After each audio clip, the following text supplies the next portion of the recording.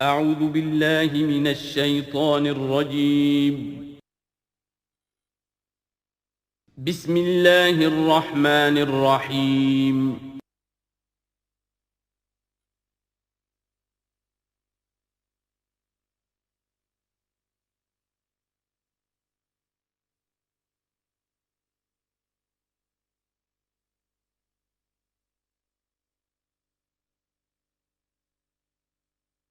نحمده ونصلي على رسوله الكريم اما بعد فاعوذ بالله من الشيطان الرجيم بسم الله الرحمن الرحيم يا ايها الذين امنوا اتقوا الله حق تقاته ولا تموتن الا وانتم مسلمون واعتصموا بحبل الله جميعا ولا تفرقوا واذكروا نعمة الله عليكم اذ كنتم اعداء فالف بين قلوبكم فأصبحتم بنعمته إخوانا وكنتم على شفا حفرة من النار فأنقذكم منها كذلك يبين الله لكم آياته لعلكم تهتدون ولتكن منكم أمة يدعون إلى الخير ويأمرون بالمعروف وينهون عن المنكر وأولئك هم المفلحون صدق الله العظيم رب اشرح لي صدری ویسر لي امری واحلل عقدۃ من لسانی یفقہوا قولی۔ سورہ آل عمران کا جو نصف ثانی اب شروع ہو رہا ہے تو آپ نے یہ مشابہت بھی نوٹ کر لی ہوگی کہ نصف اول میں سورہ بقرہ میں بھی ایک مرتبہ یا ایھا الذین آمنوا سے خطاب تھا، یا ایھا الذین آمنوا لا تقولوا راعنا وقولوا انظرنا واسمعوا۔ اسی طرح سورہ آل عمران کے نصف اول میں بھی ایک آیت وہ اوپر آ چکی ہے کہ یا ایھا الذین آمنوا ان تطیعوا فریقا من الذین اوتوا الکتاب یردوکم بعد ایمانکم کافرین۔ لیکن اصل خطاب جو ہے مسلمانوں سے شروع ہو رہا ہے وہ 11ویں رکوع سے، اور یہاں پر اصل میں ایک سہ نکاتی لائحہ عمل دیا جا رہا ہے امت کو۔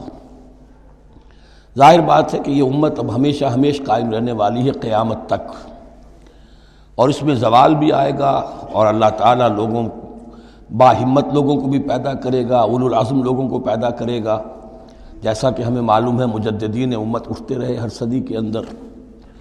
لیکن جب بھی کوئی کام دین کی تجدید کا ہو، دین کو اثر نو تازہ کرنے کی کوشش ہو، دین کو قائم کرنے کی جد و جہد ہو، تو اس کا ایک لائحہ عمل ہوگا۔ وہ لائحہ عمل ہے جو ان 3 آیات میں جو ابھی میں نے آپ کو پڑھ کر سنائی ہیں نہایت جامعیت کے ساتھ سامنے آیا ہے، اور یہ حسن اتفاق ہے کہ یہ 3 آیات ہیں، جیسے سورۃ العصر 3 آیات ہیں، ایسے یہ 3 آیات ہیں نہایت جامع۔ اس میں پہلا نقطہ کیا ہے؟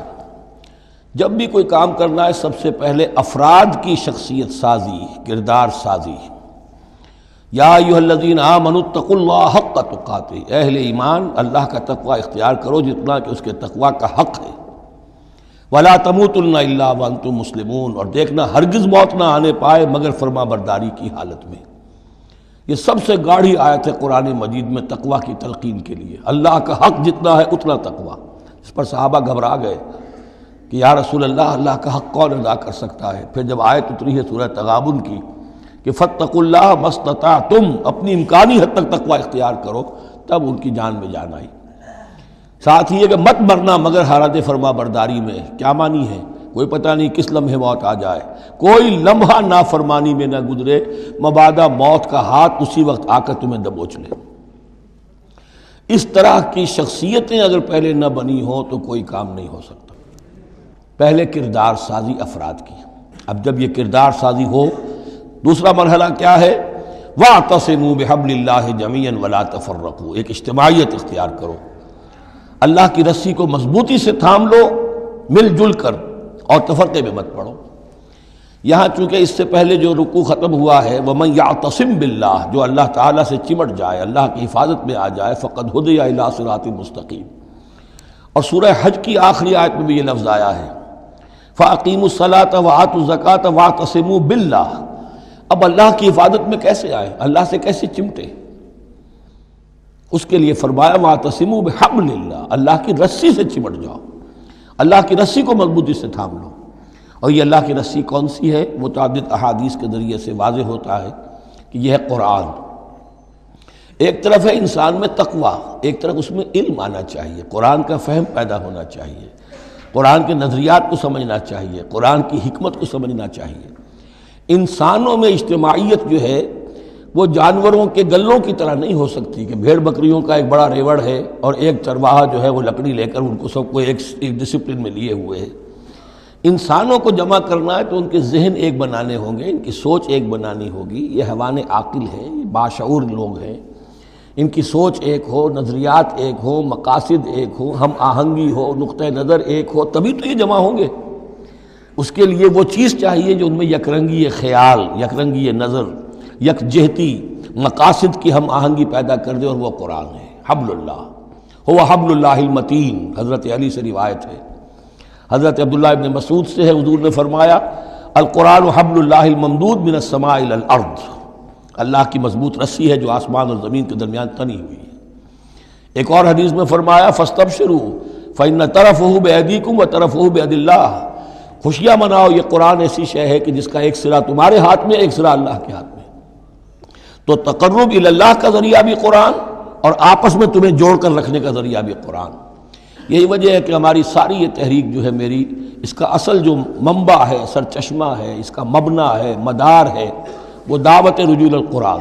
پوری زندگی میں نے اپنی الحمدللہ کھپائی ہے اس کام میں، اور اسی کے ذریعے سے انجمن خدام القرآن اور قرآن اکیڈمیز، پھر 1 ایئر کورس، نوجوان جو ہیں تعلیم یافتہ لوگ ہیں، وہ پی ایچ ڈی بھی کر چکے ہیں، وہ ڈاکٹر بھی بن گئے ہیں، وہ انجینئر بھی ہیں، لیکن دین کی طرف سے جاہل ہیں، قرآن سمجھ نہیں سکتے۔ وہ آئیں، 1 سال رہیں ہمارے پاس، عربی سیکھیں، قرآن سیکھیں، تاکہ اس پر عمل ہو سکے۔ تو دوسرا نقطہ ہوا واعتصموا بحبل اللہ جمیعا ولا تفرقوا واذکروا نعمت اللہ علیکم اذ کنتم اعداء، اور ذرا یاد کرو جو اللہ کا انعام تم پر ہوا کہ تم تو ایک دوسرے کے دشمن تھے۔ فالف بین قلوبکم، تو اللہ نے تمہارے دلوں کے اندر الفت پیدا کر دی۔ فاصبحتم بنعمتہ اخوانا، تم اللہ کے فضل و کرم سے بھائی بھائی بن گئے۔ یہ یہاں گویا کہ اولین مخاطب یہاں انصار ہیں۔ ان کے جو 2 قبیلے تھے اوس اور خزرج، وہ آپس میں لڑتے آ رہے تھے 100 برس سے، خاندانی دشمنیاں چلی آ رہی تھیں، قتل کے بعد قتل، ادھر کا قتل ادھر کا قتل۔ لیکن اب جب یہ ایمان آیا، اللہ کی کتاب آ گئی، محمد رسول اللہ آ گئے، تو اب وہ شیر و شکر ہو گئے، ان کے جھگڑے ختم ہو گئے۔ اس طرح پورے عرب کے اندر غارت گری ہوتی تھی، اسے دارالامن بنا دیا۔ وَكُنْتُمْ عَلَىٰ شَفَا حُفْرَةٍ مِّنَ النَّارِ، اور تم تو آگ کے گڑھے کے کنارے تک پہنچ گئے تھے، بس اس میں گرنے والے تھے۔ فَأَنْقَذَكُم مِّنْهَا، تو اللہ نے اس سے تمہیں نکال لیا اور بچا لیا۔ كَذَلِكَ يُبَيِّنُ اللَّهُ لَكُمْ آيَاتِهِ لَعَلَّكُمْ تَهْتَدُونَ، اس طرح اللہ تعالیٰ اپنی آیات تمہارے لیے واضح کر رہا ہے تاکہ تم راہ پاؤ، صحیح راہ پر قائم رہو۔ یہ 2 نقطے ہو گئے۔ پہلے افراد کے کردار کی تعمیر، تقوی اور تابعداری، فرما برداری، پھر جمعیت، تنظیم، جماعت، اور اس کے لیے جو معنوی جو اس کے لیے ہے، جو محور ہے اس تنظیم کا، وہ معنوی محور کیا ہے؟ قرآن مجید، حبل اللہ، اعتصامش کن کہ حبل اللہ اوست، مضبوطی سے تھامو، اس کو علامہ اقبال کہتے ہیں قرآن کو، حبل اللہ یہ ہے۔ اب یہ جو حبل اللہ، اور جو اس کے لیے ظاہری شکل بنے گی، وہ بھی اس صورت میں ہم پڑھ چکے ہیں، من انصاری اللہ، کہ کوئی اللہ کا بندہ کھڑا ہو اور کہے کہ میں تو اس راستے پر چل رہا ہوں، اب کون ہے جو میرے ساتھ آتا ہے اور میرا مددگار بنتا ہے۔ اب ایسی جمعیت جو وجود میں آئی وہ کیا کرے گی؟ یہ تیسری آیت اہم ترین ہے۔ وَلْتَكُن مِّنكُمْ أُمَّةٌ يَدْعُونَ إِلَى الْخَيْرِ وَيَأْمُرُونَ بِالْمَعْرُوفِ وَيَنْهَوْنَ عَنِ الْمُنكَرِ، سے نکاتی پھر آ گیا۔ تیسرے میں 3 کام، یہ جماعت کے کرنے کے کام صرف 3 ہیں۔ دعوت خیر، دعوت الی الخیر، اور سب سے بڑا خیر یہ قرآن ہے۔ یامرون بالمعروف، نیکی کا حکم دیتے رہیں، وینہون عن المنکر، اور بدی سے روکتے رہیں، واولئک ھم المفلحون، اور یہی لوگ ہیں جو فلاح پانے والے ہیں۔ ولتکن منکم امۃ، تم میں سے ایک ایسی امت وجود میں آنی چاہیے، منکم ہے، گویا کہ ایک بڑی امت ہے، امت مسلمہ، وہ تو اب 150 کروڑ ہیں یا 140 یا 130 کروڑ ہیں، سوئے ہوئے ہیں، اپنے منصب کو بھولے ہوئے ہیں، دین سے دور ہیں۔ تو اب اس امت کے اندر چھوٹی امت بنے، ایک جماعت بنے، وہ جماعت اپنے ذمے یہ کام لے لے، جاگو اور جگاؤ، جو ہمدرد کا ایک جو نعرہ ہے کہ اب جاگو اور جگاؤ، اللہ نے تمہیں جاگنے کی صلاحیت دے دی، اب اوروں کو جگاؤ، اور اس کے لیے ایک طاقت فراہم کرو، ایک جماعت بناؤ۔ وَلْتَكُن مِّنكُمْ أُمَّةٌ يَدْعُونَ إِلَى الْخَيْرِ وَيَأْمُرُونَ بِالْمَعْرُوفِ وَيَنْهَوْنَ عَنِ الْمُنكَرِ وَأُولَٰئِكَ هُمُ الْمُفْلِحُونَ۔ یہی لوگ فلاح پانے والے ہیں۔ وہ بڑی امت کروڑوں کی جو ہے جو یہ کام نہیں کرتی، وہ فلاح کی امید میں اگر ہے اور نجات کی امید میں ہے تو ایک امید موہوم ہے۔ فلاح پانے والے صرف یہ لوگ ہوں گے، اولئک ھم المفلحون۔ اب اسی میں آگے چل کر میں نے جو منہج انقلاب نبوی ہے اس میں یہ بات واضح کی ہے کہ جب کوئی انقلاب کے لیے آخری اقدام ہوگا وہ بھی نہی عن المنکر بالید، اس لیے کہ حدیث میں حضور نے نہی عن المنکر کے 3 مرتبے بیان کیے ہیں۔ ابو سعید خدری رضی اللہ عنہ سے روایت ہے، من رآ منکم منکرا فلیغیرہ بیدہ فإن لم یستطع فبلسانہ فإن لم یستطع فبقلبہ وذلک اضعف الایمان، رواہ مسلم رحمہ اللہ۔ تم میں سے کوئی شخص کسی منکر کو دیکھے، اس کا فرض ہے اسے طاقت سے، زور سے، ہاتھ سے بند کرے، روکے، بدلے۔ اگر اس کی طاقت نہیں ہے تو زبان سے تو کہے، اس کی بھی ہمت نہیں تو دل میں نفرت ضرور رکھے، اور یہ ایمان کا کمزور ترین درجہ ہے۔ نفرت بھی ختم ہو گئی، وائے ناکامی متاع کارواں جاتا رہا، کارواں کے دل سے احساس زیاں جاتا رہا تو اب کوئی ایمان نہیں۔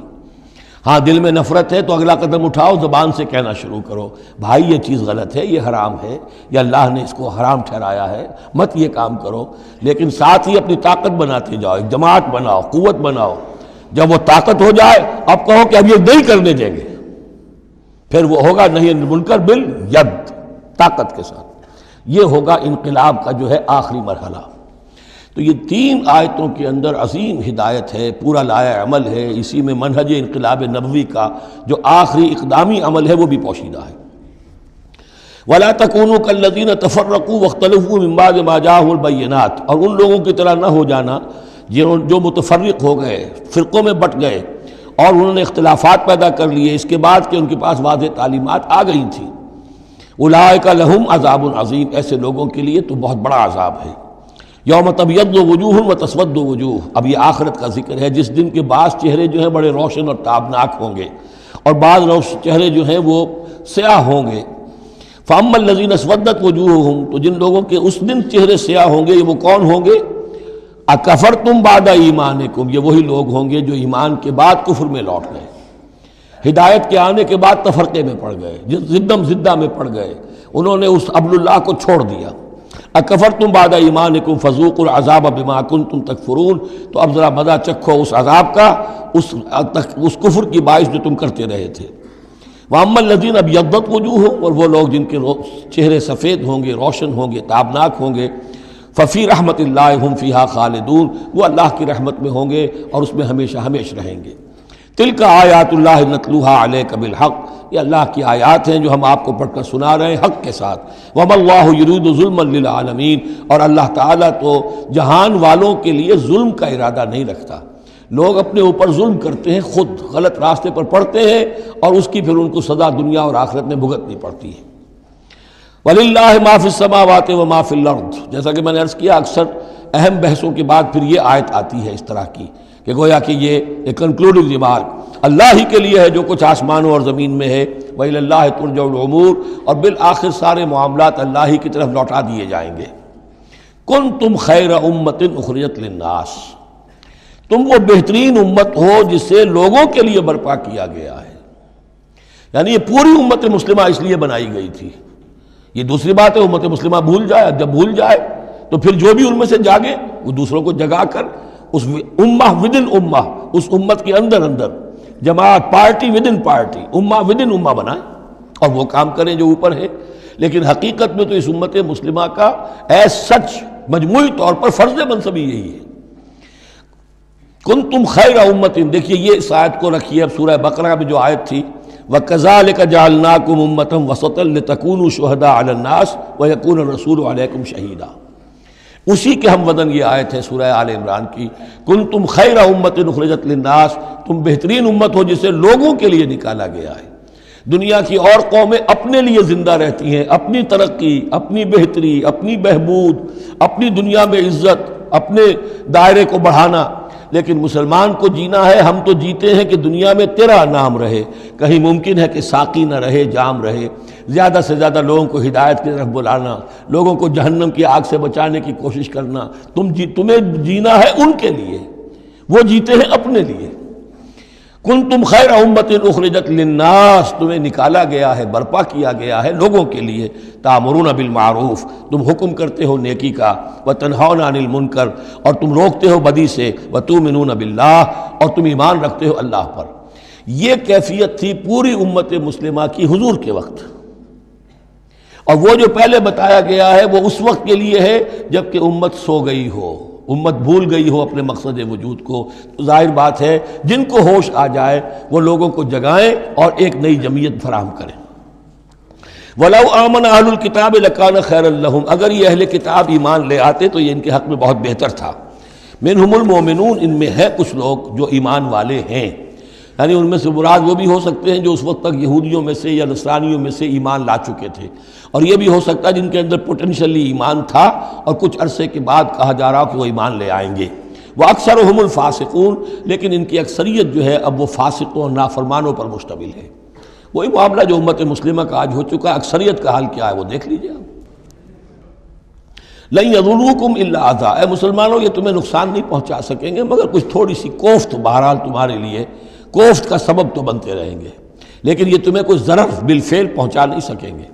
وَإِن يُقَاتِلُوكُمْ يُوَلُّوكُمُ الْأَدْبَارَ، اور اگر یہ کہیں تم سے جنگ کریں گے تو پیٹھ دکھا دیں گے، ان میں جرأت نہیں ہے، ان بزدل ہیں، یہ تمہارا مقابلہ نہیں کر سکیں گے۔ ثُمَّ لَا يُنصَرُونَ، پھر ان کی مدد نہیں کی جائے گی۔ ضُرِبَتْ عَلَيْهِمُ الذِّلَّةُ، اب وہ آیت آ گئی سورہ بقرہ کے وہ جو 7ویں رکوع کے آخر میں آئی تھی، بس تھوڑا سا ترتیب کا فرق ہے۔ ضُرِبَتْ عَلَيْهِمُ الذِّلَّةُ أَيْنَمَا ثُقِفُوا، ان کے اوپر ذلت تھوپ دی گئی ہے، مسلط کر دی گئی ہے جہاں بھی پائے جائیں، الا بحبل من اللہ وحبل من الناس، سوائے یہ کہ اللہ کا کوئی سہارا انہیں ہو، کسی وقت اللہ انہیں سہارا دے دے، یا ان کا سہارا بن جائیں لوگ، جیسے آج پوری عیسائی دنیا ان کا سہارا بنی ہوئی ہے۔ اسرائیل قائم ہے تو اپنے بل پر نہیں، پوری عیسائی دنیا کی سپورٹ پر قائم ہے۔ ابھی جو یہ جنگ ہوئی تھی خلیج کی جنگ، تو جو اس کا کمانڈر ان چیف تھا، اس کا وہ نام میرے ذہن سے اس وقت اتر رہا ہے، اس نے صاف کہہ دیا تھا، اس لیے کہ فوجی لوگوں کی زبان سے نکل جاتا ہے جن کے منہ سے نکل جاتی ہے جن کے منہ سے سچی بات مستی میں، فقیہ مصلحت بھی سے وہ رندے بادہ خار اچھا، اس نے صاف کہہ دیا تھا یہ پوری جنگ ہم نے اسرائیل کے تحفظ کے لیے لڑی ہے۔ کس قدر خونریزی ہوئی ہے، صرف اسرائیل کا تحفظ پیش نظر تھا، تو یہ ساری سپورٹ ان کی ہے۔ ضربت علیہم الذلۃ اینما ثقفوا الا بحبل من اللہ وحبل من الناس وباؤوا بغضب من اللہ، اور یہ اللہ تعالیٰ کا غضب جو ہے اور غصہ انہوں نے حاصل کر لیا ہے۔ وضربت علیہم المسکنہ، اور ان کے اوپر کم ہمتی مسلط کر دی گئی ہے۔ ذالک بانہم کانوا یکفرون بآیات اللہ، جو کہ تو وہی الفاظ آ رہے ہیں، اور اللہ تعالیٰ تو ظالم نہیں ہے، تو ان کا یہ حشر اس لیے ہوا ہے کہ یہ اللہ تعالیٰ کی آیات کا انکار کرتے رہے۔ وَيَقْتُلُونَ الْأَنْبِيَاءَ بِغَيْرِ حَقٍّ، اور انبیاء تک کو قتل کرتے رہے ناحق۔ ذَلِكَ بِمَا عَصَوْا وَكَانُوا يَعْتَدُونَ، اور یہ ہوا اس لیے کہ انہوں نے نافرمانی کی روش اختیار کی اور حدود سے تجاوز کیا۔ لیسوا سواء، پھر وہی بات جو میں عرض کر چکا ہوں، یہ سب کے سب برابر نہیں ہیں، ان میں سے اچھے بھی ہیں برے بھی ہیں۔ من اہل الکتاب امۃ قائمۃ یتلون آیات اللہ آناء اللیل وہم یسجدون، اہل کتاب میں ایسے لوگ بھی ہیں جو کھڑے رہنے والے لوگ ہیں، سیدھے راستے پر ہیں، اللہ کی آیات پڑھتے رہتے ہیں رات کے اوقات میں اور سجدہ بھی کرتے ہیں۔ خاص طور پر چونکہ یہاں اہل کتاب کا لفظ آ رہا ہے، جو عیسائی راہب تھے حضور کے زمانے میں، ان پہ کثیر تعداد جو ہے وہ اس کردار کی حامل تھی۔ انہی میں سے ایک بحیرہ راہب تھا جس نے بچپن میں حضور کو پہچان لیا تھا، تو ان میں ایسے لوگ موجود تھے۔ یقیناً کوئی چھپے ہوئے ہوں گے یہود میں بھی، لیکن اکثر و بیشتر یہود میں سے یہ کردار ختم ہو چکا تھا، بہت ہی چند لوگ، لیکن عیسائیوں میں بکثرت موجود تھے۔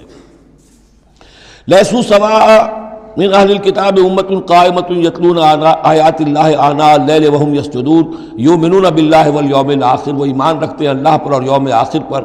وَيَأْمُرُونَ بِالْمَعْرُوفِ وَيَنْهَوْنَ عَنِ الْمُنْكَرِ، نیکی کا حکم دیتے ہیں بدی سے روکتے ہیں۔ وَيُسَارِعُونَ فِي الْخَيْرَاتِ، اور نیکیوں میں ایک دوسرے سے آگے نکلنے کی کوشش کرتے ہیں۔ وَأُولَٰئِكَ مِنَ الصَّالِحِينَ، اور یقیناً یہ صالحین میں سے ہیں۔ وَمَا يَفْعَلُوا مِنْ خَيْرٍ فَلَنْ يُكْفَرُوهُ، جو خیر بھی یہ کریں گے تو اس کی ناقدری نہیں کی جائے گی۔ وَاللَّهُ عَلِيمٌ بِالْمُتَّقِينَ، اللہ تعالیٰ اپنے ایسے متقی بندوں سے واقف ہے۔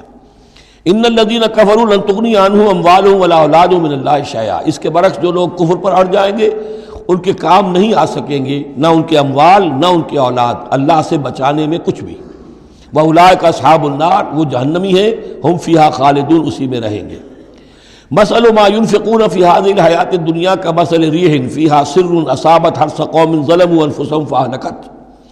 اب یہ جو جنگیں کر رہے تھے قریش مکہ، تو ظاہر بات ہے کہ وہ بھی انفاق کرتے تھے، فوج تیار کرنی ہے، اونٹ چاہیے، سواریاں چاہیے، ہتھیار چاہیے، تو خرچہ کرتے تھے نا۔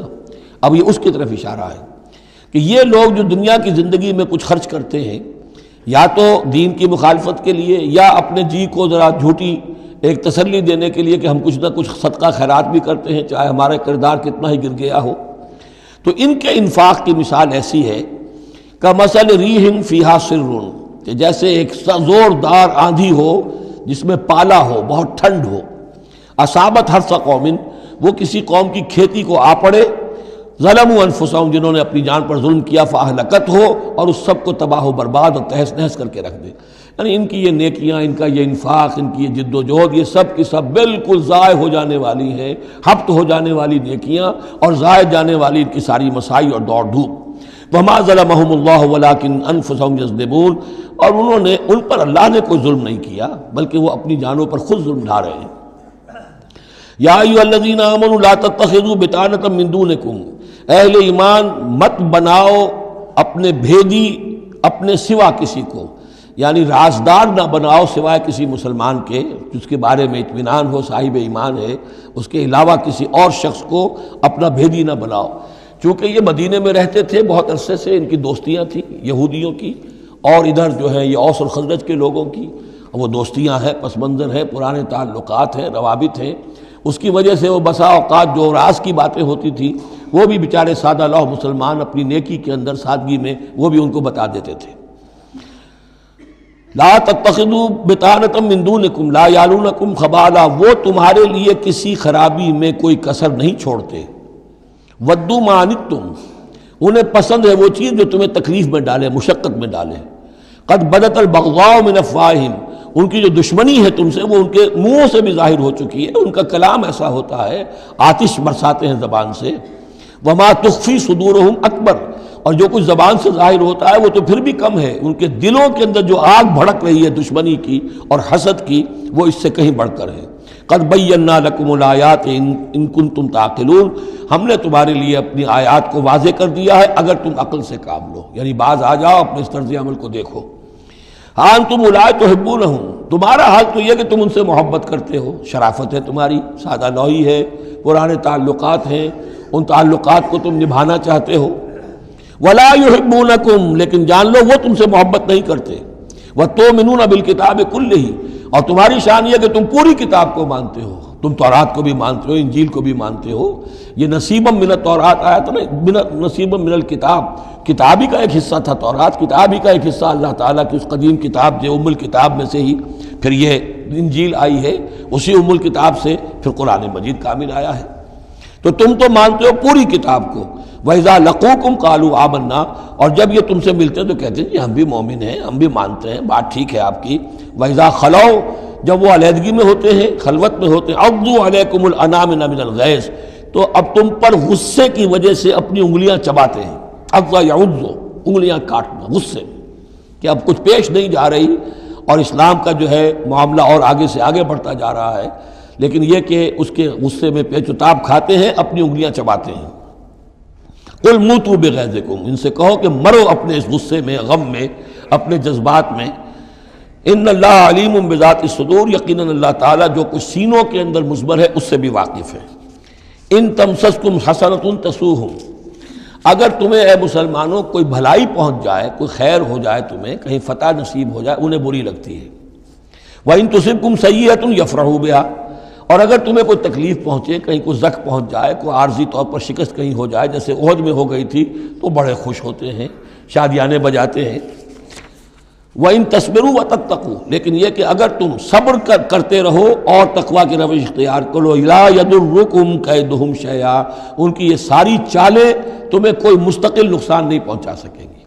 لیکن یہ کہ صبر اور تقویٰ یہ دو چیزیں، وَاسْتَعِینُوا بِالصَّبْرِ وَالصَّلَاةِ، وہی صلاۃ جو ہے اس کی جگہ یہاں لفظ تقویٰ آ گیا ہے کہ یہ تم اگر کرتے رہو گے تو پھر یہ کہ ان کی ساری سازشیں ناکام ہوں گی بالآخر۔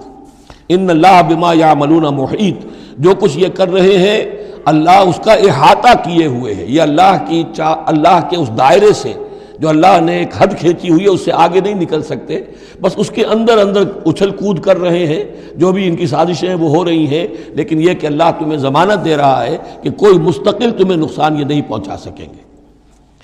اب یہاں سے 6 رکوع، میں نے عرض کیا تھا کہ نصف ثانی کو 3 حصوں میں تقسیم سمجھیے، پہلے 2 رکوع مکمل ہو گئے، 11واں اور 12واں، اب 6 رکوع مسلسل چلیں گے غزوہ احد کے حالات پر۔ پہلے وہ غزوہ سمجھ لیجئے کہ تھا کیا۔ غزوہ بدر کا چونکہ تذکرہ ہوگا وہ تو سورہ انفال میں ہم پڑھیں گے، ترتیب مصحف اور ہے، زمانی ترتیب نہیں ہے، ترتیب نزولی نہیں ہے۔ غزوہ بدر میں مسلمانوں کو بہت زبردست اللہ نے فتح دی، کفار مکہ کو بڑی زک پہنچی، 70 بڑے بڑے تقریباً سارے ان کے بڑے سردار مارے گئے۔ ان کے اندر اب جو جلن تھی اور غصہ تھا، اور عرب کا یہ مزاج تھا کہ بدلہ لینا ہے، لہذا 1 سال کے اندر انہوں نے پوری تیاری کی، تمام جو بھی کر سکتے تھے ساز و سامان جمع کیا، 3000 کا لشکر لے کر۔ اور اب ابو سفیان، ابو جہل تو مارا جا چکا تھا، وہ تھا سردار جو کہ بدر میں آیا تھا فوج لے کر، اب ابو سفیان جو ہیں وہ چونکہ بعد میں ایمان لے آئے، ان کے نام کو تو ہم ادب کے ساتھ ہی لیں گے، اب وہ سردار تھے اس وقت، اور وہ 3000 کا لشکر لے کر آئے، اور اس دفعہ وہ اتنا اہتمام کر کے آئے تھے کہ ہماری فتح یقینی ہے، اپنے بچوں کو خاص طور پہ خواتین کو بھی ساتھ لے کر آئے تاکہ ہمارے اندر غیرت رہے کہ ہماری عورتیں بھی ساتھ ہیں، اگر کہیں میدان سے ہمارے قدم اکھڑ گئے تو ہماری عورتیں جو ہے وہ قبضے میں چلی جائیں گی مسلمانوں کے۔ تو ہند جو تھی، اس کی بیوی ابو سفیان کی بیوی ہند، وہ بھی ایمان لے آئی بعد میں، لیکن عتبہ کی بیٹی تھی، اس کا باپ اور بھائی عتبہ ابن ربیعہ، اور چچا اس کا اور بھائی، یہ 3 جو ہیں بدر میں قتل ہو چکے تھے، مسلمانوں کے ہاتھوں واصل جہنم ہو چکے تھے۔ تو ہند کے سینے کے اندر بھی انتقام کی آگ تھی۔ باقی تو یہ کہ کوئی گھر بچا ہی نہیں تھا مکے کا جن کا کوئی نہ کوئی آدمی مارا نہ گیا، اور 70 آدمی مارے گئے تھے۔ اب یہ جب لوگ آئے ہیں تو ادھر حضور نے مشورہ کیا صحابہ سے کہ کیا کرنا چاہیے، لشکر آ گیا 3000 کا۔ کچھ لوگوں نے کہا کہ ٹھیک ہے، کھل کر مقابلہ کریں گے، ڈٹ کر مقابلہ کریں گے، چلیں گے میدان میں۔ حضور کا اپنا رجحان ادھر تھا کہ یہ صورتحال ایسی ہے کہ ہم اگر مدینے میں محصور رہ کر مقابلہ کریں تو بہتر ہے۔ لیکن جو لوگ بدر کے بعد ایمان لائے تھے، ایک تو ان کا جوش و خروش تھا، ان کا ہمیں تو شہادت چاہیے، ہمیں آخر اس موت سے کیا ڈر ہے، شہادت ہے مطلوب و مقصود مومن، نہ مال غنیمت نہ کشور کشائی۔ تو حضور نے ان کا لحاظ کرتے ہوئے آپ نے فیصلہ کر دیا ٹھیک ہے ہم میدان میں جائیں گے، کھل کر مقابلہ کریں گے۔ اس پر جب وہ مقابلے میں پہنچ گئے ہیں، آپ لے کر گئے تھے 1000 آدمی باہر، جب آمنا سامنا ہوا ہے تو وہاں عبداللہ ابن ابی یہ کہہ کر اپنے 300 آدمیوں کو لے کے واپس آ گیا۔ اتفاقاً اس کی رائے بھی یہ تھی کہ کھلے میدان میں جنگ مت کرو، بلکہ یہ کہ محصور ہو کر، جو حضور کی رائے تھی وہی اس کی بھی تھی اس وقت، لیکن اس وقت وہ یہ کہہ کر کہ جب ہماری بات نہیں مانی جاتی تو ہم خواہ کیوں اپنی جانیں جو ہے جوکھوں میں ڈالیں۔ وہ 300 آدمی لے گیا تو رہ گئے صرف 700۔ ان 700 میں سے بھی 2 گھرانے ایسے تھے، بنو حارثہ بنو سلمہ، ان کے قدم بھی تھوڑی دیر کے لیے ڈگمگائے، لیکن پھر ان کو اللہ تعالیٰ نے حوصلہ دیا اور وہ جم گئے، وہ 300 چلے گئے۔ اس کے بعد اللہ نے وعدہ کیا ہوا تھا مدد کا، جنگ ہوئی، مدد آئی اور اللہ نے فتح دے دی، لیکن وہ ایک درہ تھا مسلمانوں کی پشت پر پہاڑ میں۔ حضور کو اندیشہ تھا کہ ایسا نہ ہو کہ وہاں سے ہم پر حملہ ہو جائے، تو 2 طرف سے ہم چکی کے پاٹ کے درمیان، 2 پاٹوں کے درمیان آ جائیں۔ وہاں 50 تیر انداز آپ نے مقرر کر دیے تھے کہ یہاں سے مت ہلنا، چاہے تم یہ دیکھو کہ ہم سب مارے گئے اور ہمارے گوشت جو ہے وہ کوے اور چیلیں کھا رہے ہیں، تب بھی تم نے نہیں ہلنا یہاں سے۔ لیکن جب مسلمانوں کو فتح ہو گئی وہاں اختلاف ہو گیا کہ حضور نے جو فرمایا تھا وہ شکست کے سلسلے میں تھا، اب تو فتح ہو گئی ہے، چلو اب چل کے مال غنیمت جمع کرنے میں باقی تم لوگوں کا ساتھ دو۔ جو وہاں کے لوکل کمانڈر تھے وہ منع کرتے رہے کہ ہرگز مت ہلو، حضور کا حکم یاد رکھو۔ وہ تعویل کر چکے تھے حضرت حضور کے حکم کی۔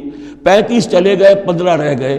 خالد ابن ولید اس وقت جو تھے، کیولری جو تھی، جو گھڑ سوار تھے ان کے جو ہے وہ کمانڈر خالد ابن ولید تھے، ایمان نہیں لائے تھے ابھی۔ ان کی عقابی نگاہ نے دیکھ لیا کہ وہ درہ خالی ہے، تو ادھر تو شکست ہو رہی ہے، وہ اپنا 100 گھوڑوں کا جتنا بھی گھوڑے تھے ان کا لے کر پورا کا پورا رسالہ، اور وہ پیچھے سے آ کر حملہ کیا اور وہ فتح شکست میں بدل گئی۔ 70 صحابہ شہید ہو گئے، حضور بھی زخمی ہو گئے، دندان مبارک شہید ہوئے، خون اتنا گیا کہ یہ بھی مشہور ہو گیا، کیونکہ بے ہوشی طاری ہو گئی تھی کہ حضور کا انتقال ہو گیا ہے۔ لیکن پھر یہ ہے کہ ہمت کر کے لوگوں جمع ہوئے، حضور نے لوگوں کو پکارا، پھر آپ نے یہ فیصلہ کیا کہ پہاڑ پر چڑھ کر اور وہاں پر اس وقت بچاؤ کر لیا جائے، تو تمام مسلمان پہاڑ پر چڑھ گئے۔ اب موقع یہ تھا ان کے لیے، ابو سفیان اور دوسری طرف جو یہ ان کے ساتھی جو کیولری کے سردار تھے خالد بن ولید، ان میں اختلاف ہو گیا۔ خالد بن ولید کا کہنا یہ تھا کہ ان کا پیچھا کرو اور ختم کر کے ہی چلو، یہاں سے پہاڑ پر چڑھو۔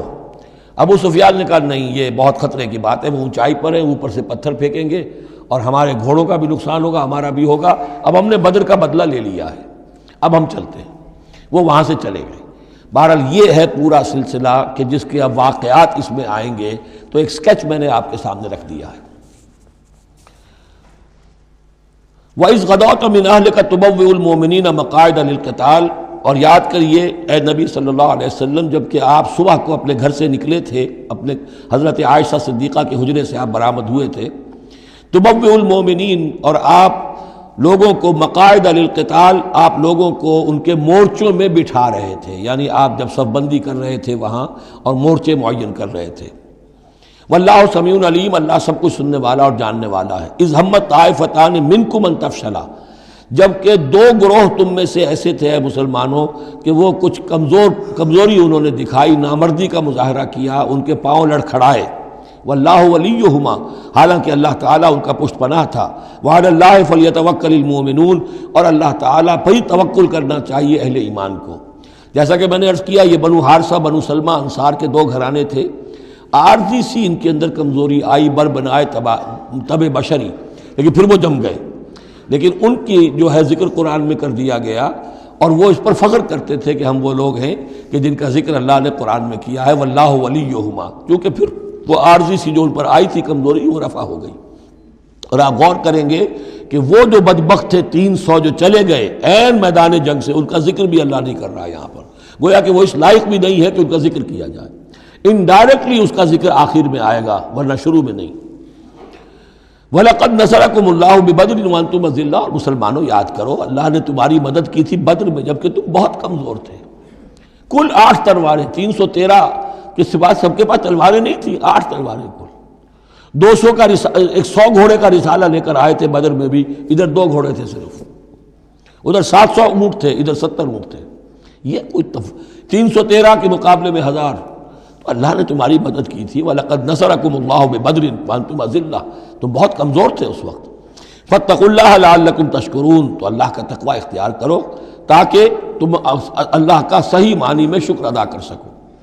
اس تقول للمؤمنین، اے نبی جب کہ آپ کہہ رہے تھے اہل ایمان سے، أَلَنْ يَكْفِيَكُمْ، کیا تمہارے لیے یہ کافی نہیں ہے، أَنْ يُمِدَّكُمْ رَبُّكُمْ بِثَلَاثَةِ آلَافٍ مِّنَ الْمَلَائِكَةِ مُنزَلِينَ، کہ اللہ تعالیٰ تمہاری مدد کرے 3000 فرشتوں سے کہ جو آئیں اترنے والے ہیں آسمان سے، یعنی 3000 کا لشکر آیا ہے۔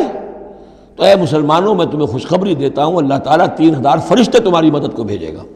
بلا، حضور نے اللہ تعالیٰ کی طرف سے آ رہا، یہ بات تو حضور نے فرمائی تھی، اللہ تعالیٰ نے حضور کی اس دعا، گویا کہ دعا کہہ لیجئے یا جو بھی آپ نے پیشن گوئی کی، ایک طرح کا استدعا بھی ہو سکتی تھی کہ اللہ سے اس طریقے سے آپ یہ استدعا کر رہے ہوں، تو فوراً اس کی منظوری کا اعلان ہو گیا، بلا کیوں نہیں۔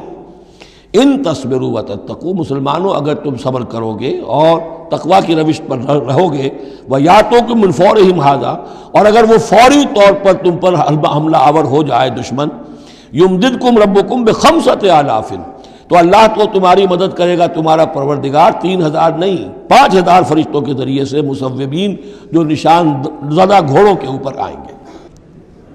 لیکن اس کے ساتھ دیکھیے وَمَا جَعَلَهُ اللَّهُ إِلَّا بُشْرَىٰ لَكُمْ، لیکن یہ سب بھی اللہ تعالیٰ کی طرف سے ایک بشارت کے طور پر تمہیں بتا دیا گیا، وَلِتَطْمَئِنَّ قُلُوبُكُمْ بِهِ، اور تاکہ تمہارے دل مطمئن ہو جائیں، وَمَا النَّصْرُ إِلَّا مِنْ عِنْدِ اللَّهِ، مدد تو ہوتی ہی اللہ کی طرف سے ہے، فرشتوں کا بھیجنا بھی ضروری نہیں ہے، اللہ فرشتوں کو بھیجے بغیر مدد کر سکتا ہے، کن فیکون کی شان رکھتا ہے۔ لیکن تمہاری طبع بشری کے حوالے سے تمہیں یہ خبر دی گئی ہے کہ 3000 کی اگر دشمن سامنے ہے تو تمہیں 3 نہیں 5000، اگر وہ فوری طور پر آگے حملہ آور ہو گئے تو 5000 تمہیں فرشتے بھیج دیں گے۔ لِيَقْطَعَ طَرَفًا مِّنَ الَّذِينَ كَفَرُوا، یہ اللہ تعالیٰ چاہتا ہے کہ یہ کافروں کا ایک بازو کاٹ دے، او یکبتہم، یا ان کو ذلیل کر دے، فینقلبوا خائبین، تاکہ پھر وہ لوٹ جائیں بہت ہی خائب و خاسر ہو کر، ناکام ہو کر۔ اب یہ گفتگو ذہن میں رکھیے، ترتیب جو ہے وہ نہیں ہے۔ پہلے جو ذکر ہو رہا ہے وہ تو آپ میدان جنگ میں پہنچ چکے تھے، یہ ذکر ہو رہا ہے اس سے پہلے کا، جب خبریں پہنچی ہوں گی کہ 3000 کا لشکر آ رہا ہے، اس وقت جو گفتگو ہوئی ہے۔ اب اس جنگ کے دوران جو بھی کچھ مسلمانوں سے خطائیں ہوئیں، غلطیاں ہوئیں، ان کی طرف بھی اشارہ ہے۔ اس میں بعض ایک معاملہ ایسا بھی ہوا جو حضور سے بھی خطا کا ایک معاملہ ہوا، اس کے اوپر بھی گرفت ہے، بلکہ سب سے پہلے حضور والے معاملے کو لیا جا رہا ہے۔ جب آپ زخمی ہو گئے شدید اور آپ پر بے ہوشی بھی طاری ہوئی، پھر جب ہوش میں آیا تو آپ کی زبان پر یہ الفاظ آ گئے، کیف یہدی اللہ قوما خضبوا وجہ نبیہم بالدم، اللہ اس قوم کو کیسے ہدایت دے گا جس نے اپنے نبی کے چہرے کو خون سے رنگ دیا، کیونکہ تلوار کا وار پڑا تھا آپ کی یہ چیک جو ہے، چیک بون پر، یہ جو ہڈی ہے چہرے کی، اور اس سے 2 آپ کے دانت بھی شہید ہو گئے تھے، اور یہ کہ فوارہ خون کا چھوٹا تھا، اور اس فوارے سے ظاہر بات ہے آپ کا پورا چہرہ لہو لہان، پورا جسم، اور خون اتنا گیا کہ آپ پر بے ہوشی طاری ہو گئی۔ کیف یہدی اللہ قوما، اللہ کیسے ہدایت دے گا اس قوم کو، خضبوا جنہوں نے رنگ دیا، وجہ نبیہم اپنے نبی کے چہرے کو بالدم خون سے، اس پر گرفت ہو رہی ہے۔ لیس لک من الامر شیء، اے نبی آپ کا کوئی اختیار نہیں ہے، آپ کا کام ہے دعوت دینا، تبلیغ کرنا، لوگوں کی ہدایت و ضلالت کا فیصلہ ہم کرتے ہیں، آپ نہیں کرتے۔ اور دیکھیے اللہ نے کیا شان دکھائی، جس شخص کی وجہ سے یہ سب کچھ ہوا ہے، خالد ابن ولید، حضور ہی کے زبان مبارک سے اسے خطاب دلوایا، خالد سیف من سیوف اللہ، خالد اللہ کی تلواروں میں سے تلوار ہے۔ حالانکہ یہ ساری زخم جو پہنچی ہے وہ حضرت خالد ابن ولید اس وقت تک جو وہ کفر کے سرداروں میں سے تھے اور وہ آئے تھے۔ لیس لک من الامر شیء، اے نبی یہ اختیار آپ کا نہیں ہے، اور یتوب علیہ اور یعذبہ، اللہ کے اختیار میں، وہ چاہے گا تو ان کی توبہ کی توفیق دے دے گا، وہ ایمان لے آئیں گے، یا اللہ چاہے گا انہیں عذاب دے گا، فإنہم ظالمون، اس لیے کہ ظالم تو ہیں، انہوں نے گناہ تو کیا ہے، غلط کام کر رہے ہیں، سزا کے وہ حقدار ہو چکے ہیں، لیکن ہو سکتا ہے اللہ انہیں ہدایت دے دے۔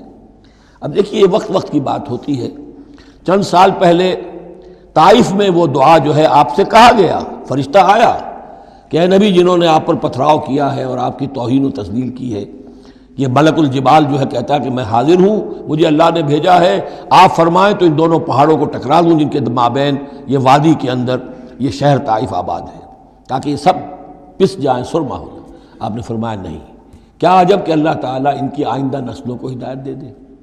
لیکن اب یہ مرحلہ کچھ ایسا تھا کہ زبان مبارک سے وہ جملہ نکل گیا۔ یہ بھی ہو سکتا ہے کچھ چونکہ بے ہوشی سے ایک دم اٹھے ہیں تو اس وقت شاید پوری طریقے سے آپ جو ہے اپنے پوری طرح اپنے حواس جو ہے ابھی بحال نہیں ہوئے تھے اور یہ الفاظ نکل گئے۔ لیکن اللہ تعالیٰ کا معاملہ یہ الرب رب وَإِن تنزل والعبد عبد وَإِن ترقى، بندہ بندہ ہی رہتا ہے چاہے کتنا ہی بلند ہو جائے، اور رب رب ہی ہے چاہے کتنا ہی نزول فرما لے۔ اب تو وہ وقت ہے نا، رات کا پچھلا پہر شروع ہو رہا ہے نا، اللہ تعالیٰ سمائے دنیا تک نازل ہوں گے، اور شب معراج میں حضور 7ویں آسمان پر چلے گئے۔ اللہ اس پہلے آسمان پر آ کر بھی رب ہے، اور حضور اس 7ویں آسمان پر پہنچ کر بھی بندے ہیں۔ الرب رب وَإِن تنزل والعبد عبد وَإِن ترقى وَلِلَّهِ مَا فِي السَّمَاوَاتِ وَمَا فِي الْأَرْضِ، اللہ ہی کے لیے ہے جو کچھ کہ ہے آسمانوں اور زمین میں۔ یغفر لمن یشاء ویعذب من یشاء، وہ جس کو چاہتا ہے بخش دیتا ہے، جس کو چاہتا ہے عذاب دیتا ہے۔ واللہ غفور الرحیم، اللہ غفور الرحیم ہے۔ یا ایھا الذین آمنوا لا تاکلوا الربا اضعافا مضاعفہ، اہل ایمان سود مت کھاؤ دوگنے پر دگنا۔ یہ جو کمپاؤنڈ انٹرسٹ ہے، بڑھتا چڑھتا رہتا ہے، یہ اصل میں پہلی آیت جو ہے سود کی حرمت میں وہ یہ ہے۔ بلکہ نوٹ کیجئے، جیسا کہ میں نے نوٹ کرا دیا تھا کل آپ کو، سب سے پہلے ایک مکی صورت میں سورہ روم میں بات آ گئی تھی، ما آتیتم من ربا لیربو فی اموال الناس فلا یربو عند اللہ وما آتیتم من زکاۃ تریدون وجہ اللہ فاولئک هم المضعفون۔ تو انفاق فی سبیل اللہ اور سود کو ایک دوسرے کے مقابل رکھ کر جو بھی اس سود کے اندر جو قباحت اور شناعت تھی وہ واضح کر دی۔ جیسے کہ شراب اور جوئے کی جو خرابی تھی اس کو سورۃ البقرہ میں بیان کر دیا تھا۔ اب یہاں وہ دوسرا آ گیا معاملہ کہ یہ کم سے کم سود کی شرح جو بہت زیادہ، جسے یوجری کہتے ہیں آج کل، یہ سود کے جو ذاتی مسائل کے لیے لیتے ہیں، ہمارے ہاں بھی ایسے سود خور موجود ہیں، بہت ہائی ریٹ آف انٹرسٹ پر وہ دیتے ہیں لوگوں کو قرض اور ان کا خون چوس جاتے ہیں۔ تو پہلے اس سود کی مذمت آئی ہے، آخری حکم ہے پھر اس سود کا جو بیع کے اندر سود ہے، وہ ہے وہ حکم کہ جو سن 9 میں نازل ہوا، لیکن ترتیب مصحف میں وہ سورہ بقرہ میں ہے، وہ پورا رکوع ہم پڑھ چکے ہیں، اور اس رکوع کی آخری آیت وہ ہے جو قرآن مجید کی آخری آیت ہے ترتیب نزولی میں، وَاتَّقُوا يَوْمًا تُرْجَعُونَ فِيهِ إِلَى اللَّهِ۔ یہ کیوں یہاں پر آیت آئی ہے؟ اس لیے کہ محسوس ایسا ہوتا ہے کہ وہ جو 35 تیر انداز وہاں سے چھوڑ کر چلے گئے تھے تو کوئی ان کے تحت الشعور میں مال غنیمت کی کوئی طلب تھی جو نہیں ہونی چاہیے تھی۔ اس حوالے سے کہ سود خوری جو بھی ہے یہ انسان کے اندر مال سے محبت ایسی پیدا کر دیتی ہے جس کی وجہ سے اس کے کردار کے اندر بڑے بڑے خلا پیدا ہو سکتے ہیں۔ لہذا یہاں اسی کے حوالے سے یا ایھا الذین آمنوا لا تاکلوا الربا اضعافا مضاعفۃ واتقوا اللہ لعلکم تفلحون، اور اللہ کا تقوی اختیار کرو تاکہ تم فلاح پاؤ۔ واتقوا النار التی اعدت للکافرین، اس آگ سے بچو، ڈرو اس آگ سے جو کافروں کے لیے تیار کی گئی ہے، بھڑکائی گئی ہے۔ وَأَطِیعُوا اللَّهَ وَالرَّسُولَ لَعَلَّکُمْ تُرْحَمُونَ، اور اللہ اور اس کے رسول کی اطاعت کرتے رہو تاکہ تم پر رحم کیا جائے۔ وَسَارِعُوا إِلَىٰ مَغْفِرَةٍ مِّن رَّبِّكُمْ، اور دوڑو اپنے رب کی مغفرت کے حصول کے لیے۔ وَجَنَّةٍ عَرْضُهَا السَّمَاوَاتُ وَالْأَرْضُ، اور اس جنت کو حاصل کرنے کے لیے جس کا پھیلاؤ آسمانوں اور زمین جتنا ہے۔ اعدت للمتقین، وہ تیار کی گئی ہے، سنواری گئی ہے، اس کا سنگھار کیا گیا ہے اہل تقوی کے لیے۔ الذین ينفقون فی السراء والضراء، وہ لوگ جو خرچ کرتے ہیں سود کے مقابلے میں انفاق، یہ تقابل پھر دیکھ لیجئے، جو خرچ کرتے ہیں سرائے خوشی میں بھی، والضراء خود تنگ دست ہے تب بھی کرتے ہیں چاہے تکلیف میں ہیں، والکاظمین الغیظ، اور وہ لوگ جو اپنے غصے کو پی جانے والے ہیں، والعافین عن الناس، اور وہ لوگ جو لوگوں کی خطاؤں سے درگزر کرتے ہیں انہیں معاف کر دیتے ہیں۔ واللہ یحب المحسنین، اللہ تعالیٰ ایسے محسنین کو پسند کرتا ہے، یہ درجہ احسان ہے، اسلام، ایمان، پھر احسان۔ والذین اذا فعلوا فاحشۃ او ظلموا انفسهم، اور اگر ان میں سے کبھی کسی سے کوئی غلطی ہو جاتی ہے کہ اگر وہ کر بیٹھیں کوئی کھلا گناہ، کوئی بے حیائی کا ارتکاب، یا اپنے اوپر کوئی اور ظلم کر بیٹھیں، ذکر اللہ، فوراً انہیں اللہ یاد آ جاتا ہے، فاستغفروا لذنوبہم، تو وہ اللہ تعالیٰ سے استغفار کرتے ہیں۔ یہ مضمون سورہ نساء میں آئے گا کہ اللہ تعالیٰ نے اپنے اوپر واجب ٹھہرایا ہے کہ جو شخص مسلمان صاحب ایمان کو خطا اس سے ہو جائے اور وہ فوراً توبہ کر لے تو اللہ تعالیٰ جو ہے اس نے اپنے اوپر واجب ٹھہرا لیا ہے کہ اس کی دعا کو ضرور قبول کرے گا۔ وَمَن يَغْفِرُ الذُّنُوبَ إِلَّا اللَّهُ، اور کون ہے جو معاف کر سکے گناہوں کو سوائے اللہ کے۔ وَلَمْ يُصِرُّوا عَلَىٰ مَا فَعَلُوا، اور وہ اپنے اس غلط فعل پر اصرار نہیں کرتے، یعنی یہ کہ کرتے چلے جا رہے کرتے چلے جا رہے کرتے چلے جا رہے، موت آ گئی تو اب توبہ کریں گے، تب توبہ نہیں ہے۔ ایک خطا ہو گئی، جذبات میں ہو گئی، بھول میں ہو گئی، فوراً ہوش آیا، فوراً جو ہے گڑ گڑائے، فوراً توبہ کی، عزم مصمم کیا اللہ دوبارہ نہیں کروں گا، پوری پشیمانی کے ساتھ اللہ کی جناب میں اپنے پورے صمیم قلب کے ساتھ توبہ کی، اللہ اس توبہ کی قبول کرنے کی ضمانت دیتا ہے۔ اولئک جزاؤہم مغفرۃ من ربہم، یہ وہ لوگ ہیں کہ جن کا بدلہ ہے ان کے رب کی طرف سے مغفرت، وجنات تجری من تحتہا الانہار خالدین فیہا، اور وہ باغات کے جن کے نیچے یا جن کے دامن میں ندیاں بہتی ہوں گی اور وہ اس میں ہمیشہ ہمیشہ رہیں گے۔ ونعم اجر العاملین، اور بہت ہی اچھا بدلہ ہے عمل کرنے والوں کے لیے۔ قد خلت من قبلکم سنن فسیروا فی الارض، تم سے پہلے بھی بہت سی قومیں، بہت سے حالات اور واقعات گزر چکے ہیں۔ فسیروا فی الارض، تو زمین میں گھومو پھرو، فانظروا کیف کان عاقبۃ المکذبین، اور دیکھو کہ کیسا انجام ہوا ہے جھٹلانے والوں کا۔ جب ان کے قریش کے قافلے جاتے تھے وہ شام کی طرف، تو راستے میں تو جو قوم سمود کا مسکن بھی آتا تھا، وہ بستیاں بھی آتی تھیں جن میں کبھی حضرت لوط نے تبلیغ کی تھی، ان کے جو کھنڈرات تھے، تو یاد کرو کہ ان کے ساتھ کیا کچھ ہوا ہے۔ ھذا بیان للناس وھدی وموعظۃ للمتقین، یہ بیان ہے لوگوں کے لیے، وضاحت ہے لوگوں کے لیے، اور ہدایت ہے اور نصیحت ہے متقین کے حق میں۔ ولا تہنوا ولا تحزنوا، یہ آیت بڑی اہم ہے، اور نہ کمزور پڑو اور نہ غم کھاؤ. وَأَنْتُمُ الْأَعْلَوْنَ إِن كُنتُم مُؤْمِنِينَ، ہمارا پختہ وعدہ تمہارے ساتھ یہ ہے کہ تم ہی سربلند ہوگے، آخری فتح تمہاری ہوگی، تم ہی سب سے اونچے ہوگے بشرطے کہ تم مومن ہوئے. اور اس آیت کا میں حوالہ دیا کرتا ہوں. آج دنیا میں ہم ذلیل ہیں، اعلیٰ تو نہیں ہیں، بلند تو نہیں ہیں. نتیجہ کیا نکلتا ہے؟ ایمان نہیں ہے ہمارے اندر.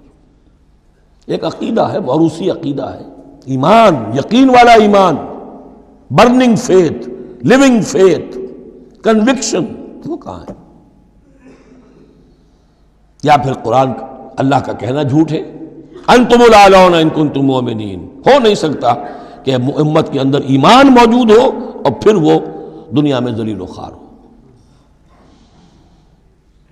ان یمسسکم قرح فقد مس القوم قرح مثلہ. اب ظاہر بات ہے کہ اتنی بڑی جو ایک چوٹ پہنچی تھی، 70 صحابہ شہید ہو گئے، اس میں حضرت حمزہ بھی ہے، مصعب بن عمیر بھی ہیں. انصار کا کوئی گھرانہ نہیں تھا. واپس جب آئے ہیں حضور صلی اللہ علیہ وسلم اور مسلمان، تو ہر گھر میں کوہرام مچا ہوا. اس وقت تک میت پر بیان کرنے کی بھی ممانعت نہیں ہوئی تھی. تو عورتیں جو ہیں وہ مرثیے کہہ رہی تھیں، بیان کر رہی تھیں، ماتم کر رہی تھیں. اس حال میں خود حضور صلی اللہ علیہ وسلم کی زبان مبارک سے الفاظ نکل گئے، اما حمزہ تو فلا بواکی لہو. ہائے حمزہ کے لیے تو کوئی رونے والی بھی نہیں، کیونکہ حمزہ کی کون یہاں خواتین ہیں رشتہ دار؟ حمزہ تو مہاجر تھے. انصار کے گھرانے میں جو خواتین ہیں وہ تو اپنے اپنے مردوں کی، اپنے اپنے شہیدوں کی، مقتولوں کی جو ہے وہ کر رہی ہیں، بیان کر رہی ہیں. اس پر پھر انصار نے جا کر اپنے گھروں سے خواتین کو حضرت صفیہ کے گھر بھیجا، حضرت حمزہ کی ہمشیرہ، کہ وہاں جا کر تعزیت کرو. تو بہرحال دکھ تو محمد کو بھی پہنچا ہے صلی اللہ علیہ وسلم. آخر یہ حساس دل تھا آپ کا، پتھر کا کوئی ٹکڑا تو نہیں تھا سینے کے اندر. جو بھی زخم پہنچی ہے، یہاں اللہ تعالیٰ اہل ایمان کی دلجوئی کے لیے کہہ رہا ہے کہ اتنے غمگین نہ ہو، اتنے ملول نہ ہو، اتنے دل گرفتہ نہ ہو. ان یمسسکم قرح، اگر تمہیں کوئی چرکا لگا ہے اب، فقد مس القوم قرح مثلہ، تو تمہارے دشمن کو اس جیسا ہی چرکا لگ چکا ہے کہ نہیں؟ 1 سال پہلے ان کے 70 مارے گئے تھے کہ نہیں؟ وَتِلْكَ الْأَيَّامُ نُدَاوِلُهَا بَيْنَ النَّاسِ. اور یہ تو دن ہیں جن کو ہم لوگوں میں الٹ پھیر کرتے رہتے ہیں، اونچ نیچ، ایک سی کیفیت ہم نہیں رکھتے. وَلِيَعْلَمَ اللَّهُ الَّذِينَ آمَنُوا. اور یہ اس لیے ہوتا ہے کہ اللہ دیکھ لے کہ کون حقیقتاً مومن ہے. اس لیے کہ امتحان نہ آئے، آزمائش نہ آئے، تکلیف نہ آئے، قربانی نہ دینی پڑے، کوئی زک نہ پہنچے، تو سبھی مومن ہیں. پھر تو پتہ چلتا ہے کہ کون ثابت قدم رہا، کس نے اپنا سب کچھ لگا دیا، کس نے صبر کیا. تو اللہ تعالیٰ جاننا چاہتا ہے، دیکھنا چاہتا ہے. وَلِيَعْلَمَ اللَّهُ الَّذِينَ آمَنُوا وَيَتَّخِذَ مِنكُمْ شُهَدَاءَ. اللہ چاہتا ہے تم میں سے کچھ کو مقام شہادت عطا کرے، اپنی گواہی کے لیے قبول کر لے انہیں. وَاللَّهُ لَا يُحِبُّ الظَّالِمِينَ. اللہ ظالموں کو پسند نہیں کرتا. اگر تمہیں تکلیف پہنچی اس کا یہ مطلب نہیں ہے کہ اللہ تعالیٰ نے کفار کی مدد کی ہے اور کفار کو پسند کیا، معاذ اللہ. وَلِيُمَحِّصَ اللَّهُ الَّذِينَ آمَنُوا وَيَمْحَقَ الْكَافِرِينَ. اور یہ اس لیے ہوا ہے کہ اللہ تعالیٰ اہل ایمان کو بالکل پاک کر دے. یعنی تمہارے ہاں اب خاص طور پر جو انصار مدینہ ہیں، جو ابھی ایمان لائے ہیں، ان میں کچھ کچے بھی ہیں، پکے بھی ہیں. اللہ چاہتا ہے کہ وہ پوری طریقے سے پک بھی جائیں، اور اگر کوئی کچا ہی رہنا ہے تو وہ کٹ بھی جائے، تاکہ جماعت کی بحثیت مجبوری جو ہے اس کی قوت کو ضعف نہ پہنچے. تو پاک کر لینا، تمحیص، بحث و تمحیص میں یہ لفظ ہم استعمال کرتے ہیں. بحث کہتے ہیں کھریدنے کو. جیسے جانور جو ہے، کوا جو ہے زمین کو کھرے گا، پھر جو اسے نظر آئے گا کوئی دانہ ہے یا کوئی کنکر ہے تو علیحدہ کرے گا، اور دانے کو کھائے گا، کنکر کو چھوڑ دے گا. تو بحث ہے کھریدنا، اور تمحیص ہے جدا کر دینا. جو اس کے لیے ایٹیبل ہے، جس کو کھانے کا اس کے لیے ہے صحیح، اس کو لے لے گا.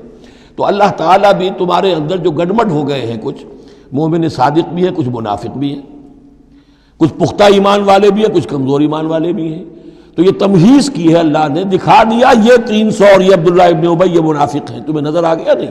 ورنہ کیسے نظر میں آتا؟ وَلِيُمَحِّصَ اللَّهُ الَّذِينَ آمَنُوا. تاکہ اللہ تعالیٰ اہل ایمان کو بالکل خالص کر دے. وَيَمْحَقَ الْكَافِرِينَ. اور کافروں کو مٹا دے. ام حسبتم ان تدخلوا الجنہ. اب یہ آیت تقریباً وہی ہے وہ جو اس سے پہلے ہم پڑھ چکے ہیں. نوٹ کر لیجئے، وہاں وہ آیت نمبر 142 تھی، 214، اور یہاں 142 ہے. ڈیجٹس وہی ہیں، آگے پیچھے ان کی ترتیب بدلی ہوئی ہے. اور جمع کریں گے تو 7 کا حصہ بنے گا۔ آیت نمبر 214 تھی، ام حسبتم ان تدخلوا الجنہ ولما یاتکم مثل الذین خلوا من قبلکم مستهم الباساء والضراء وزلزلوا حتى يقول الرسول والذین آمنوا معه متى نصر اللہ الا ان نصر اللہ قریب۔ وہی ہے آیت اب یہ، ام حسبتم ان تدخلوا الجنہ، کیا تم نے سمجھا تھا کہ جنت میں داخل ہو جاؤ گے؟ وَلَمَّا يَعْلَمِ اللَّهُ الَّذِينَ جَاهَدُوا مِنْكُمْ، ابھی تو اللہ نے دیکھا ہی نہیں ہے تم میں سے کون واقعتاً جہاد کرنے والے ہیں۔ ابھی تو امتحان ہے، ابھی اس کے امتحان اور بھی ہیں، ابھی تو تمہارے لیے بڑی سے بڑی منزلیں، کڑی سے کڑی منزلیں آنے والی ہیں۔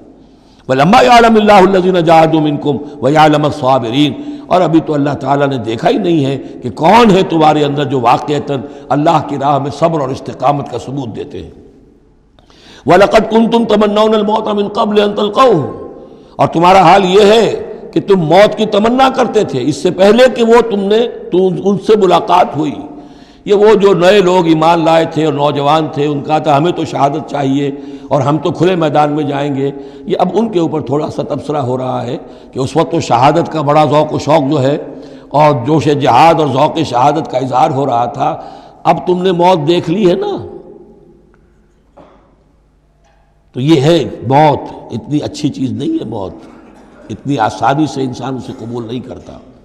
وَلَقَدْ كُنْتُمْ تَمَنَّوْنَ الْمَوْتَ مِنْ قَبْلِ أَنْ تَلْقَوْهُ، تم تمنائیں کرتے تھے موت کی، شہادت کی، اس سے پہلے کہ اس سے ملاقات ہوتی۔ فَقَدْ رَأَيْتُمُوهُ وَأَنْتُمْ تَنظُرُونَ، تو اب تم نے اسے دیکھ لیا ہے اپنی آنکھوں سے، نگاہوں سے موت نکلی۔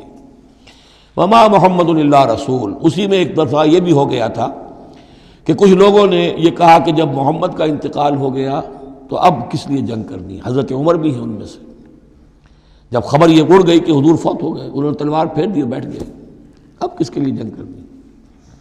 تو اس میں کہا گیا کہ یہ تو تمہارا غلط رویہ ہے، گرفت ہو رہی ہے، ہر ایک کے اوپر گرفت ہوگی، پہلی گرفت محمد پر ہو گئی صلی اللہ علیہ وسلم، لیس لک من الامر شیء۔ تو حضرت عمر بہرحال حضور کے مقابلے میں تو کوئی حیثیت نہیں، ان پر بھی گرفت ہو رہی۔ وما محمد الا رسول، اور محمد کچھ نہیں ہے اس کے سوا کہ وہ اللہ کے رسول ہے، وہ معبود تو نہیں ہے۔ تم ان کے لیے تو جہاد نہیں کر رہے، تم جہاد اللہ کے لیے کر رہے ہو۔ دین کا غلبہ جو ہے وہ اللہ کے دین کا غلبہ ہے، محمد کی حیثیت کیا ہے؟ وہ تو اللہ کے رسول ہے۔ وما محمد الا رسول قد خلت من قبلہ الرسل، اور ان سے پہلے بہت سے رسول گزر چکے۔ افئن مات، تو اگر وہ ان کا انتقال ہو جائے، او قتلا، یا بالفرض وہ قتل ہو جائیں، انقلبتم علی اعقابکم، تو کیا تم اپنی ایڑیوں کے بل لوٹ جاؤ گے؟ یہی تمہارے دین اور ایمان کی حقیقت ہے۔ ومن ينقلب على عقبيه فلن يضر الله شيئا، اور جو کوئی بھی اپنی ایڑیوں کے بل لوٹ جائے گا وہ اللہ کو کوئی نقصان نہیں پہنچائے گا۔ وسيجزي الله الشاکرین، ہاں اللہ بدلہ دے گا شکر کرنے والوں کو۔ حضرت عمر چونکہ جذباتی انسان تھے، اس میں کوئی شک نہیں، تقریباً یہی کیفیت حضور کے انتقال پر پھر ہو گئی تھی ان کی، تلوار کھینچ کر بیٹھ گئے تھے، جو کہے گا محمد کا انتقال ہو گیا سر اڑا دوں گا اس کا۔ وہ تو پھر حضرت ابو بکر آئے، وہ یار غار، ثانی اسلام و غار و بدر و قبر، وہ آئے ہیں، ان کے لیے چونکہ رکاوٹ نہیں تھی، حضرت عمر تو اندر جا نہیں سکتے تھے، حضرت عائشہ کا حجرہ تھا، اب حضرت عائشہ بیٹی ہیں حضرت ابو بکر کی، وہ سیدھے گئے حجرے میں، جا کر چہرے مبارک پر چادر تھی ہٹائی اور آپ کی پیشانی کو بوسہ دیا اور کہا کہ اب دوبارہ موت آپ پر وارد نہیں ہوگی، اب تو حیات جاویدانی آپ کو حاصل ہو چکی۔ پھر باہر آ کر یہی آیت پڑھی، وما محمد الا رسول قد خلت من قبلہ الرسل افئن مات او قتل انقلبتم علی اعقابکم۔ حضرت عمر کہتے ہیں مجھے محسوس ہوا جیسے یہ آیت ابھی نازل ہوئی ہے، اتنا اثر ہوا۔ یہ عظیمت تھی حضرت ابو بکر کی، بہت بلند مقام ہے حضرت ابو بکر کا۔ وما کان لنفس ان تموت الا باذن اللہ، اور کسی جان کے لیے یہ ممکن ہی نہیں ہے کہ وہ مر سکے، اس پر موت وارد ہو مگر اللہ کے حکم سے۔ کتابا مؤجلہ، وہ تو لکھی ہوئی شے ہے اجل معین کے ساتھ، ہر ایک کا وقت طے ہے۔ Death is the best guard, آپ کا باڈی گارڈ جو ہے سب سے بہترین وہ موت ہے۔ موت کا وقت جب ہے تبھی آئے گی، اس سے پہلے کوئی آپ کے لیے موت لا نہیں سکتا۔ لہذا سب سے بڑی حفاظت انسان کے لیے خود اس کی موت ہے۔ وما كان لنفس ان تموت الا باذن اللہ کتابا مؤجلا ومن یرد ثواب الدنیا نؤتہ منہا، جو کوئی دنیا کا اجر و ثواب چاہتا ہے ہم اسے دیتے ہیں۔ یہ سورہ بقرہ میں بھی ہم پڑھ چکے تھے حج کے ذکر میں۔ وَمَن يُرِدْ ثَوَابَ الْآخِرَةِ نُؤْتِهِ مِنْهَا، اور جو واقعتاً آخرت کا ثواب چاہتا ہے، بدلہ چاہتا ہے، جزا چاہتا ہے اپنے اعمال کی، ہم اس میں سے اس کو دیں گے۔ وَسَنَجْزِي الشَّاكِرِينَ، اور شکر کرنے والوں کو ہم جزا دیں گے۔ وَكَأَيٍّ مِّن نَبِيٍّ قَاتَلَ مَعَهُ رِبِّيُّونَ كَثِيرٌ، اور اے مسلمانوں یہ تمہارے ساتھ جو واقعہ پیش آیا ہے کوئی پہلا تو نہیں ہے، کتنے ہی نبی ایسے گزرے ہیں کہ ان کے ساتھ ہو کر ربیون، یہ ربی ربائی جو ان کا یہودیوں کے ہاں آج بھی لفظ چلتا ہے، ربانیون ربائز ربی، جو اللہ والے ہیں، اللہ کے ماننے اور چاہنے والے، اللہ کے متوالے، اللہ کے دیوانے۔ کائیم من نبی، کتنے ہی نبی گزرے ہیں، قاتل معاہ، ان کے ساتھ ہو کر جنگ کیا، ربیون نے، کثیر، اللہ والوں نے، اللہ کے غلاموں نے، اللہ کے عاشقوں نے۔ فما وہنوا لما اصابہم فی سبیل اللہ، تو اللہ کی راہ میں جو بھی تکلیفیں ان پر آئیں اس میں انہوں نے جی نہیں ہارا۔ وما ضعفوا، نہ انہوں نے کمزوری دکھائی۔ وما استکانوا، نہ ہمت ہاری۔ واللہ یحب الصابرین، اور اللہ تعالیٰ کو ایسے صابروں ہی سے محبت ہے۔ تو اے مسلمانوں ان کا کردار اپناؤ اور دل گرفتہ نہ ہو۔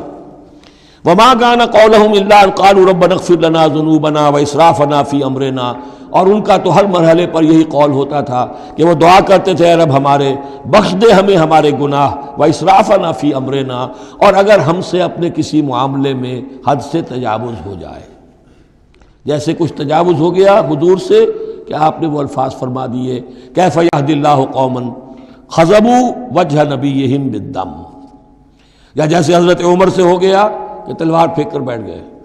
تو اللہ جو اسراف ہم سے ہو جائے، اسراف ہے کسی حد سے تجاوز کر جانا، جائز حد تک خرچ کرنا ٹھیک ہے، آپ اس میں آگے بڑھ جاتے ہیں وہ اسراف ہے۔ وَإِسْرَافَنَا فِي أَمْرِنَا، بخش دے جو بھی اسراف، جو بھی زیادتی ہم سے ہو گئی۔ وَثَبِّتْ أَقْدَامَنَا، اور ہمارے قدموں کو جما دے۔ وَانصُرْنَا عَلَى الْقَوْمِ الْكَافِرِينَ، اور ہماری مدد فرما کافروں کے مقابلے میں۔ یہی دعا تھی حضرت طالوت کے ساتھیوں کی، یہی دعا تھی جس پر ختم ہوئی وہ دعا کہ جو سورہ بقرہ کے اختتام پر آئی، فانصرنا علی الکافرین، وہی دعا یہاں بھی ہے۔